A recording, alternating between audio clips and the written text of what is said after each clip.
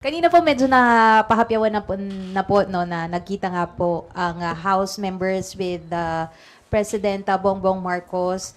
Ano po ba yung mga nangyari doon? Kasi may iba na in-speculate is pinag-usapan daw po ang impeachment versus VP. Ano po ba talaga nangyari? Karamihan nga po nung nabasa ko sa Twitter, kabaliktaran po nung totoong nangyari. Well, hindi naman siya bago, no? Like, nung kakaupo po ng ating Pangulo, yung first 6 months niya, actually, he met with the solid North congressmen.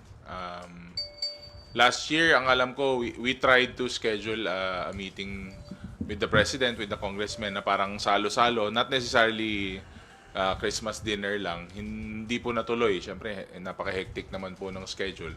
At napagbigyan po tayo ngayon. So basically, we arrived at around 6 p.m. in the evening. Tapos yung resolution po of support sa presidente na binigay po ng majority of the members. Basically, dinner, saka present po yung resolution, konting kwentuhan, then about an hour. Tapos kanya-kanyang uwi na po.